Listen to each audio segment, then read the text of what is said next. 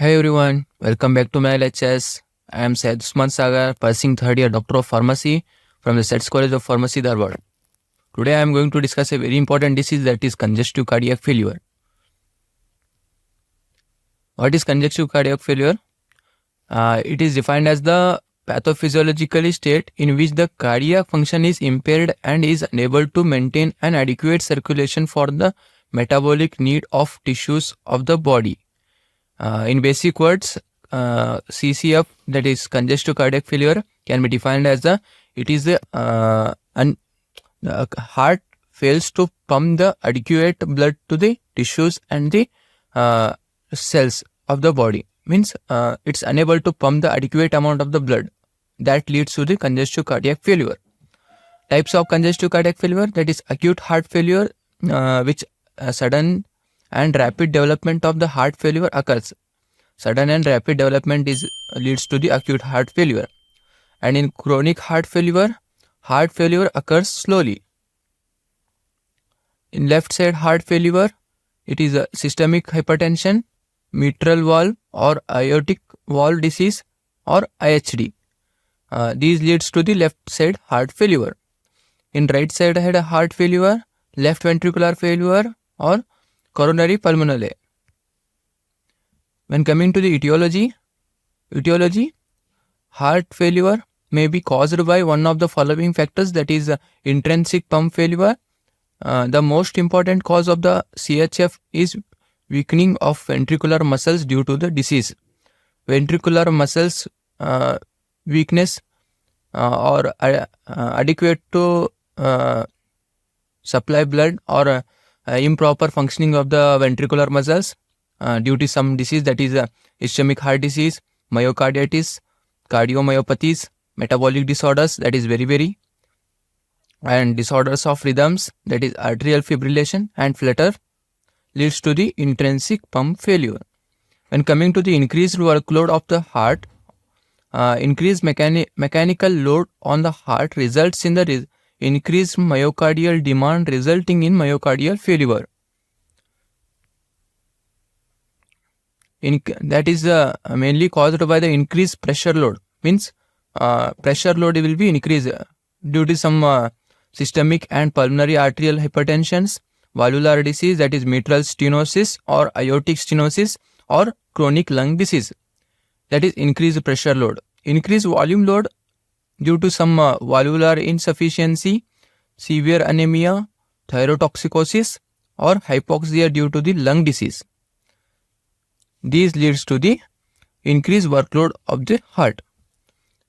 Next, coming to etiology, impaired filling of cardiac chambers. Means impaired filling of the cardiac chambers, that is arterial and ventricles, are impaired due to the cardiac tamponade or constructive pericarditis, leads to the impaired filling. In coming to the pathology or pathogenesis, force of contraction of the heart decreases and leads to the decreased cardiac output, and stroke volume decreases and leads to venous returns remains unaltered, and end diastolic volume is increased. Size of the heart increase, that is hypertrophy of the heart, means size of the heart increases and leads to the increased myocardial oxygen demand, which leads to the ischemia. Means myocardial oxygen demand is increases and leads to the myocardial ischemia, and that leads to the congestive cardiac failure, which means inadequate supply of the blood to the tissues and cells of the body, when how much it is need, that I unable to fill. When coming to the clinical manifestation, sign and symptoms, dyspnea, that is decrease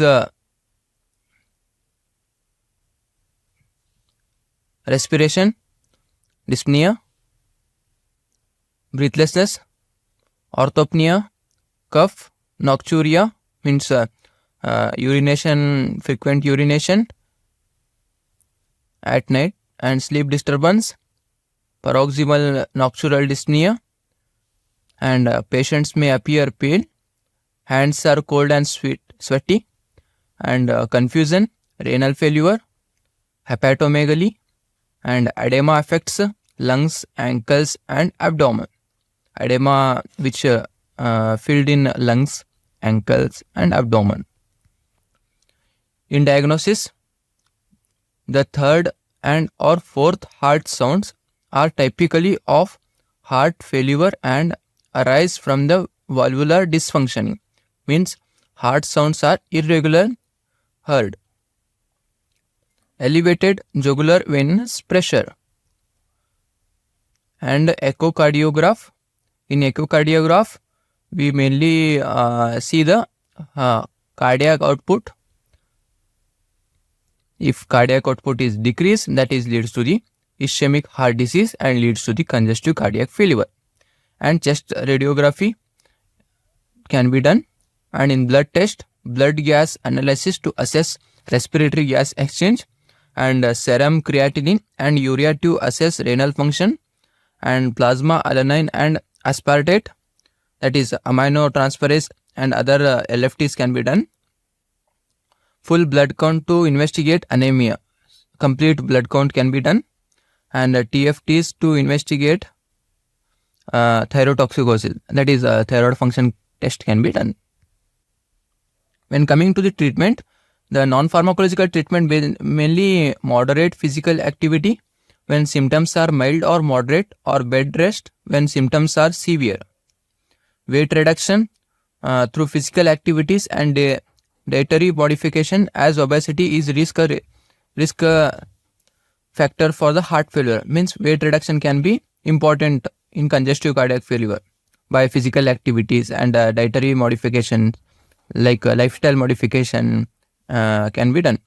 And sodium restriction should be done because excess sodium intake may precipitate or exacerbate heart failure. Thus, no added salt diet. 60 to 100 millimole total daily intake, that is less than 2 gram can be, we can say, is recommended for the patients with a congestive cardiac failure. And also fluid restriction. Generally, water intake should be limited to 1.5 to 2 liters daily. Fluid restriction can be done. These are non-pharmacological treatment. When coming to the pharmacological treatment, the first drugs, diuretics. Diuretics are used. They are used to relieve pulmonary and peripheral edema by increasing sodium and chloride excretion through blockage of sodium reabsorption in the renal tube.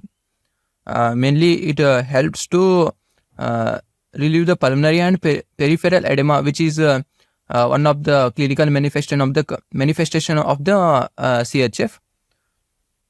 Thiazide diuretics can be used. That is example hydroflumethiazide, that is dose to 25 to 100 mg in once a day, and benzthiazide 25 to 100 mg once a day, hydrochlorothiazide 25 to 100 mg once a day, and loop diuretics can be used, that is furosemide 20 to 80 mg once a day, and bumetanide 0.5 to 2 mg once a day.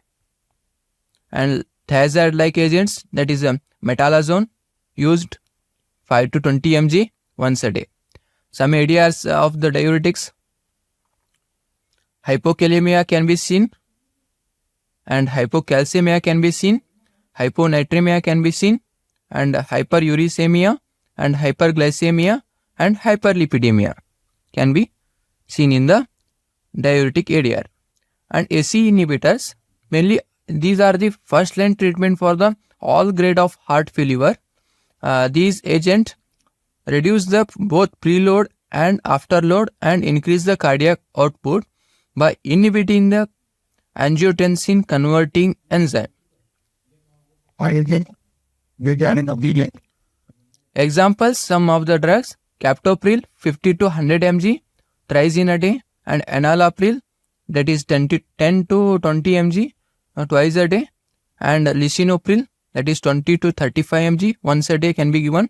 Some ADI are associated with ACE inhibitors are hyperkalemia, dry cough, taste disturbance, hypotension, and rashes can be occurred. In angiotensin 2 receptor blockers, also called as the ARBs inhibitors, ARBs blockers, are used as an adjuvant to ACE inhibitors and beta blockers therapy. Means adjuvant therapy to ACE and beta blockers.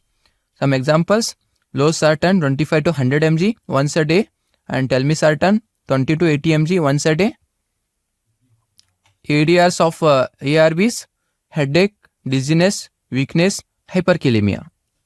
And next classification is beta blockers are recommended for all patients with a heart failure irrespective of severity of the condition. And beta blockers are thought to act by combating the sympathetic neurohormonal overactivity and minimizing the abnormal structural and physical changes that occurs in the cardiac muscles in response to overactivity. Some examples: carvedilol, that is 25 to 50 mg twice a day, bisoprolol 10 mg once a day, and metoprolol 200 mg once a day. ADRs of beta blockers: bradycardia, worsening of COPD, GI upset, and impotence. Aldosterone antagonists, they are antagonize the activity of aldosterone and cause the blockage of RAS system. And when used in conjugation with the AC inhibitors, these are used in the conjugation with the AC inhibitors. Spironolactone 25 to 50 mg twice a day.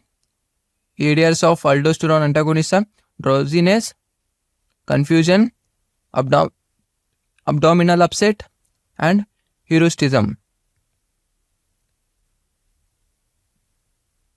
Next, cardiac glycosides. It is a positive entropic agent and acts by increasing the availability of calcium within the myocardial cells through an inhibition of sodium extrinsion, and thereby increasing sodium calcium exchange and enhance the contractility of the cardiac muscles, which means in simple word we can say the cardiac glycosides mainly used to cardiac contractility will be increases. Example: digoxin 0.25 mg in mild to moderate cases. ADRs are extracardiac, that is anorexia, nausea, vomiting, abdomen pain. In cardiac, severe bradycardia, ventricular extrasystole, arterial extrasystole can be seen. And in coming to nitrates exert their effects in the heart failure predominantly on the venous system, where they cause venodilation. They are used in a combination with the hydrolyzine, which reduces the afterload to achieve the balanced effect on venous and arterial circulation. Some examples are isosorbate dinitrate, that is 10 to 20 mg oral, nitroglycerin 5 to 15 mg can be given in a oral. Some ADRs: fullness of head and throbbing head and flushing and palpitation. Some entropic agents with a dopamine low dose 0.0 to 2 microgram per kg per minute have effect on the dopamine receptors within the kidney to improve the urine output.